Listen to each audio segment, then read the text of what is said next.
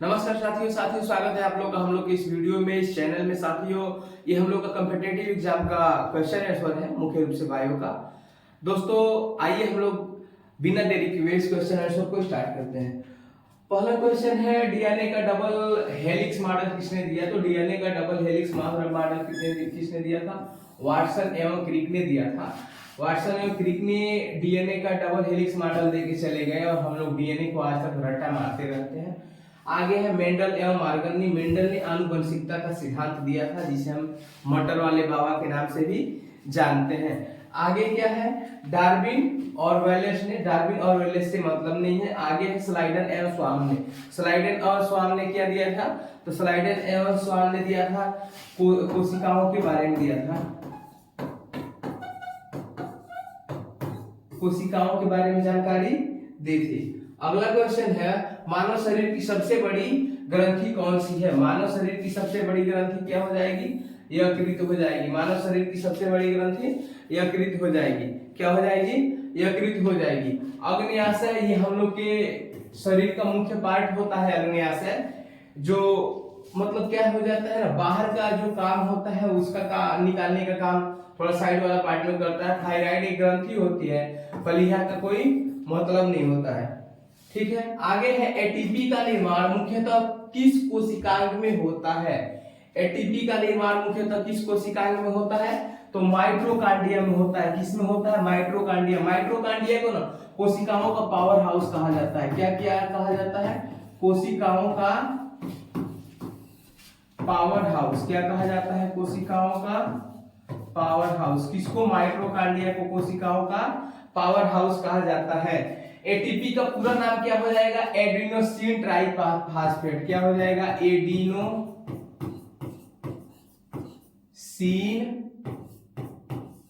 Triphosphate. क्या हो जाएगा? Adenosine triphosphate. यानी इनमें से हमारा आंसर हो जाएगा माइटोकॉन्ड्रिया। सिर्फ आंसर क्या हो रहा है?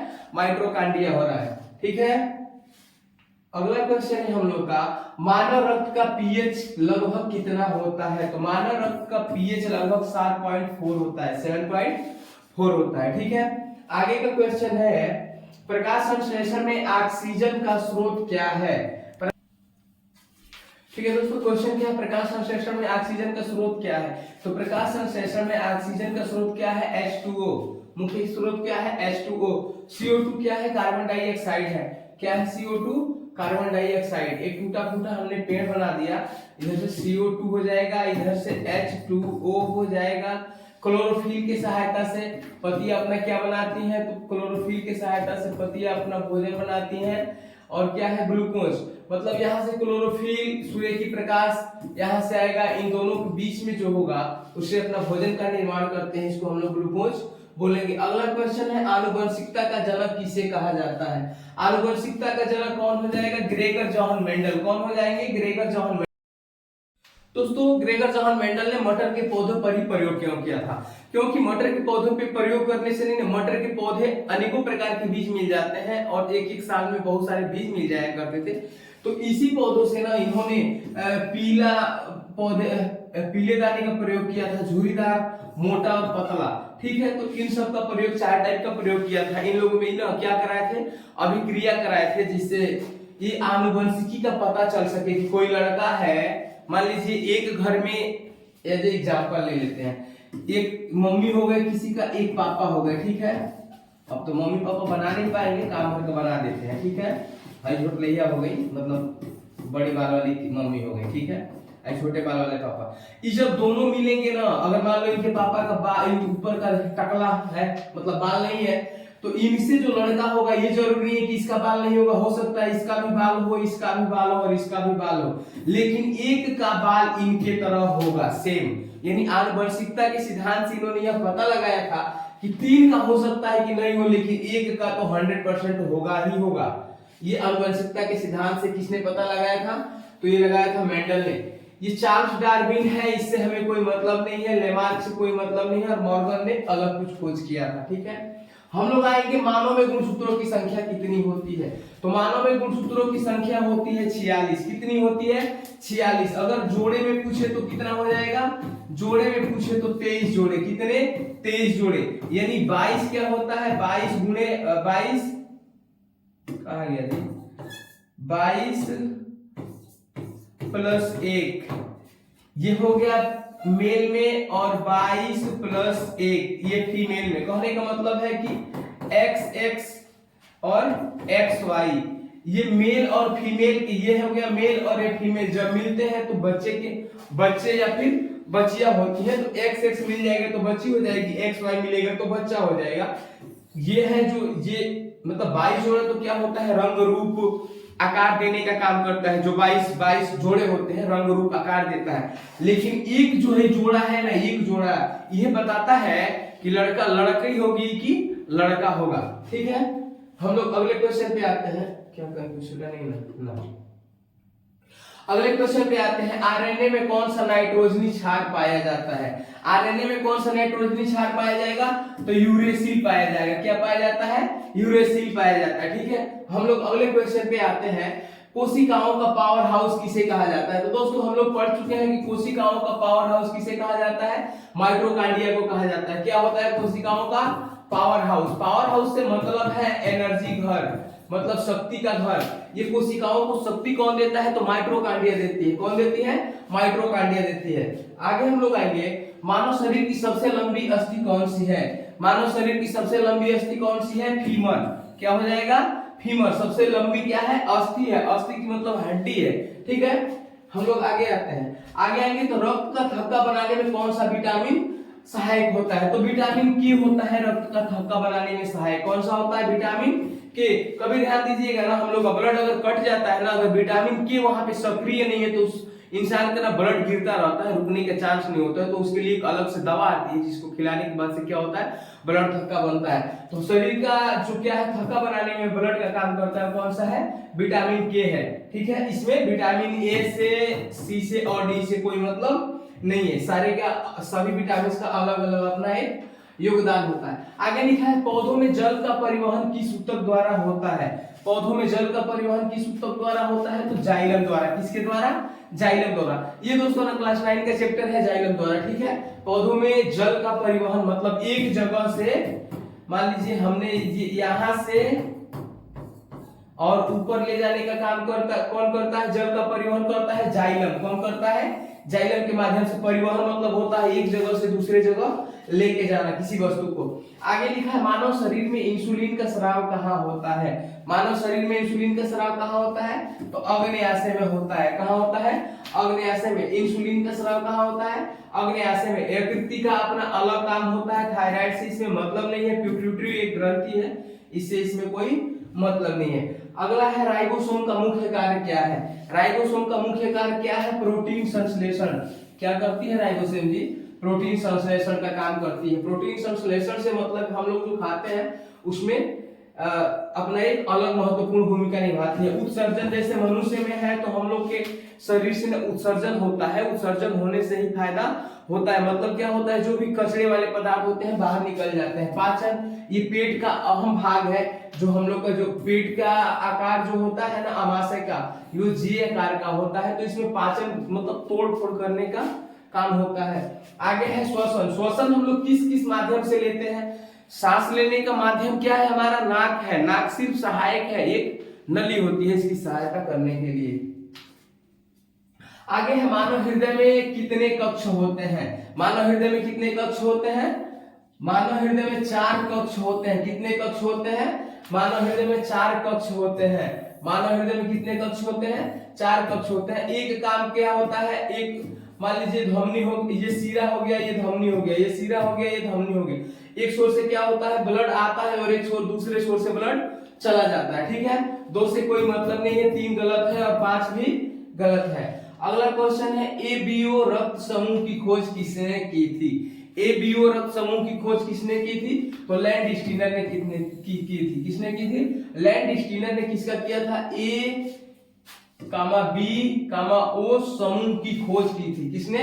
लैंड स्टीनर ने। अभी हमने मेंडल को पढ़ा था। मेंडल कौन वाले बाबा है? तो मोटर वाले बाबा हो गए। मेंडल क्या हो गए वो? तो मोटर वाले बाबा। बाकी से हमें कोई मतलब नहीं है। आगे है मानव शरीर की सबसे छोटी हड्डी कौन सी है? मानव शरीर की सबसे छोटी हड्डी कौन सी है? स्टेप्स की हड्डी हो जाएगी। किसकी? स्टेप्स की। अच्छा, स्टेप्स की हड्डी पाई कहाँ जाती है? तो ये कान में पाई जाती है। कहाँ पे? कान में पाई जाती है। कौन सी हड्डी है? स्टेप्स की हड्डी है। मानव शरीर की सबसे छोटी हड्डी है। आगे है लाइसोसोम को क्या कहा जाता है? लाइसोसोम को क्या कहा जाता है? तो लाइसोसोम को सुसाइड बैग कहा जाता है। क्या कहा जाता है? लाइसोसोम को सुसाइड बैग, मतलब ये आत्महत्या की थैली है। क्या है? आत्महत्या की थैली है। आत्महत्या की थैली। आत्महत्या की थैली कौन सी है? तो लाइसोसोम। कहने का मतलब ये आत्महत्या की थैली क्यों है? क्योंकि हमारे लिए हमारा पार्ट है शरीर का, हमने इस पे तगड़ा मारा, जब मारा ना तो हमारी कोशिकाएं मर जाएंगी। जब कोशिकाएं मरेंगी तो हम इस पे आइस नहीं कर सकते, आइस नहीं कर रहे हैं, या फिर गर्म पानी से नहीं सिकाई कर रहे हैं, या फिर हल्दी चूना नहीं छाप रहे हैं ना, तो कोशिकाएं मरेंगी ना। तो कोशिकाएं जब मर जाएंगी तो अपने उस क्या है ना, लाइसोसोम के हिसाब से चलेंगी नहीं। तो लाइसोसोम क्या करता है ना, लाइसोसोम अपने आप को फाड़ लेता है। क्या कर लेता है? अपने आप को फाड़ लेता है, और जितनी कोशिकाएं होती है कचरा वाला सब ले जाके, और क्या है अभी हम लोगों ने पढ़ा था, उत्सर्जन जो भी है हमारे गुदद्वार, उसके द्वारा बाहर निकाल देता है। कौन? लाइसोसोम। क्या कर देता है? फाड़ फूड़ के निकाल देता है ना, तो सुसाइड की थैली अपने आप को मार लेता है। बोलता है बात तुम लोग हमारा बात नहीं मान रहे हो ना, तो खुद ही मार देता है, मर जाता है, बोलता है चलो। और एक और बात है, मरने के बाद से ना फिर से जिंदा हो जाता है अपने आप। ठीक है, आगे है, कौन सा हार्मोन रक्त में शर्करा की मात्रा कम करता है? क्या है? कौन सा हार्मोन रक्त में शर्करा की मात्रा कम करता है? तो इंसुलिन। इंसुलिन का काम होता है ना रक्त में शर्करा की मात्रा कम कर देना। आगे हम लोग आएंगे, एचआईवी किस प्रकार की कोशिकाओं पर आक्रमण करता है? एचआईवी किस प्रकार की कोशिकाओं पर आक्रमण करता है? तो हेल्पर टी सेल्स। क्या होता है? हेल्पर टी सेल्स एक कोशिकाएं होती है जिसपे क्या करता है? एचआईवी ह्यूमन इम्यूनो वायरस क्या करता है? ह्यूमन इम्यूनो वायरस क्या करता है? आक्रमण करता है, और इन कोशिकाओं को मारने के बाद से धीरे धीरे मनुष्य को भी मार देता है। अगला क्वेश्चन है, मानव शरीर में सबसे बड़ी धमनी कौन सी है? मानव शरीर में सबसे बड़ी धमनी कौन सी हो जाएगी? अओर्टा। क्या हो जाएगा? अओर्टा मानव शरीर की सबसे बड़ी धमनी हो जाएगी। पल्मोनरी क्या होती है? एक सीरा होती है, इससे हमें कोई मतलब नहीं है। अगला क्वेश्चन है, डीएनए प्रतिकृति किस अवस्था में होती है? डीएनए प्रतिकृति कोष्टक में इंग्लिश में दिया है, रिफ्लेक्शन किस अवस्था में होती है? किस अवस्था में होती है? यस फेज में होती है। कौन सा फेज होता है? यस आकार का एक फेज होता है, उसमें डीएनए की प्रकृति होती है। अच्छा, डीएनए आप लोग को सोच रहे हैं यस कैसे हो जाएगा? देखिए ऐसे होता है डीएनए। ठीक है, कैसे होता है? ऐसे होता है डीएनए। अब ये वाला ऐसे आएगा, फिर ऐसे है, और इसमें क्या होता है? ऐसे करके आता है डीएनए। ठीक है, अब डीएनए से क्या पता लगाया जाता है? तो फिंगर प्रिंटिंग पता लगाई जाती है। डीएनए से क्या पता लगाया जाता है? Finger printing. अच्छा, फिंगर प्रिंटिंग से क्या मतलब हुआ? तो फिंगर प्रिंटिंग से मतलब हुआ ना कि बच्चा अपने बाप का है कि नहीं है, ये डीएनए पता लगाता है। कभी विस्तार से इसके बारे में बताएंगे, डीएनए, आरएनए, एटीपी, माइटोकॉन्ड्रिया, इसका नाम विस्तृत अध्ययन कर लिया जाएगा कभी। आगे आता है, C4 पौधों का उदाहरण कौन सा है? C4 पौधों का उदाहरण कौन सा हो जाएगा जी? गन्ना हो जाएगा। C4 पौधे का उदाहरण गन्ना हो जाएगा। भैया गर्मी काफी ज्यादा है, तो हम लोग जल्दी जल्दी क्लास पढ़ा रहे हैं, मतलब जल्दी जल्दी आंसर बता रहे हैं, अब विस्तार से सारों का नहीं बता पा रहे हैं। ठीक है, मानव में सर्वाधिक रक्तदाता कौन है? मानव में सर्वाधिक रक्तदाता कौन हो जाएगा भैया? तो O हो जाएगा। O क्या है? रक्त देने के लिए फेमस है। वो माइनस, O निगेटिव, अब O पॉजिटिव मत देख लीजिएगा। O निगेटिव क्या करता है? सर्वाधिक रक्त देता है। ठीक है, अब हम लोग आएंगे, मानव में सर्वाधिक रक्तग्राही कौन सी है? क्या है मानव में सर्वाधिक रक्तग्राही कौन सी है? तो AB पॉजिटिव। AB पॉजिटिव ना ब्लड लेने में एक्सपर्ट है, और ब्लड देने में एक्सपर्ट O निगेटिव है। ठीक है, अगले क्वेश्चन पे हम लोग आते हैं, बस थोड़ा सा और बचा है, समाप्त हो जाएगा। गर्मी ज्यादा दिक्कत कर रही है हम लोग को। मलेरिया रोग का कारण कौन सा है? क्या है? मलेरिया रोग का कारण कौन सा हो जाएगा? तो प्लाज्मोडियम हो जाएगा। क्या हो जाएगा? प्लाज्मोडियम। प्लाज्मोडियम से क्या होता है? मलेरिया रोग होता है। अब मलेरिया रोग मच्छर के काटने से होता है, तो नुकसान क्या करता है? प्लाज्मोडियम जब काटेगा ना, धीरे धीरे अपना बैक्टीरिया फैलाना शुरू करेगा, और हमारा जो प्लाज्मोडियम जो सिस्टम है हमारा कोशिकाएं, उससे क्या हो जाएगी, हानिकारक होना शुरू हो जाएगी और प्लाज्मोडियम की वजह से क्या हो जाएगा, मलेरिया रोग हो जाएगा। पौधों में भोजन का परिवहन किसके द्वारा होता है? अभी हम लोगों ने पढ़ा था पौधों में भोजन का परिवहन किसके द्वारा होता है, फ्लोएम के द्वारा। किसके द्वारा? फ्लोएम के द्वारा। क्या है, पौधों में भोजन का परिवहन किसके द्वारा होता है, तो फ्लोएम। भोजन का परिवहन पूछा है तो फ्लोएम, अगर जल का परिवहन पूछता तो जाइलम। ठीक है, अगले क्वेश्चन पे आएंगे हम लोग, शायद सेकंड लास्ट है। मानव जीनोम परियोजना किस वर्ष पूर्ण घोषित की गई? क्या है, किस वर्ष पूर्ण रूप से घोषित की गई थी? 2003 में क्या घोषित की गई थी? मानव जीनोम परियोजना 2003 में घोषित की गई थी। और कोशिका सिद्धांत किसने प्रतिपादित किया था? क्या है, कोशिका सिद्धांत किसने प्रतिपादित किया था? तो स्लाइडन एवं स्वान ने क्या किया था? स्लाइडन और स्वान ने क्या किया था? कोशिका सिद्धांत दिया था। किसका सिद्धांत दिया था? कोशिकाओं का सिद्धांत। कोशिकाओं का सिद्धांत किसने दिया, याद कर लीजिएगा, तो स्लाइडन एवं स्वान ने। स्लाइडन एवं स्वान ने क्या दिया? तो कोशिकाओं का सिद्धांत दिया था। दोस्तों ये हम लोग का आखिरी क्वेश्चन है, जैव विकास का सिद्धांत किसने दिया था? जैव विकास का सिद्धांत किसने दिया था दोस्तों? तो ये हो जाएगा डार्विन ने। अभी हम लोग पढ़े थे कि डार्विन ने क्या दिया था, तो जैव विकास का सिद्धांत दिया था। एवोल्यूशन का सिद्धांत दिया था। इवोल्यूशन का सिद्धांत किसने दिया था? तो डार्विन। दोस्तों अभी के लिए सिर्फ इतना ही, गर्मी काफी ज्यादा है, हम लोग को दिक्कत हो रही है पढ़ाने में। अगर वीडियो अच्छा लगे तो लाइक शेयर और सब्सक्राइब जरूर करें, काफी मेहनत कर रहे हैं हम लोग इस स्टूडियो में। ठीक है, अगर अच्छा लगे तो हम लोग को सपोर्ट जरूर कीजिएगा। हम लोग भी आप ही लोग की तरह एक गाँव देहात से निकले हुए हैं लोग हैं। जय हिंद साथियों।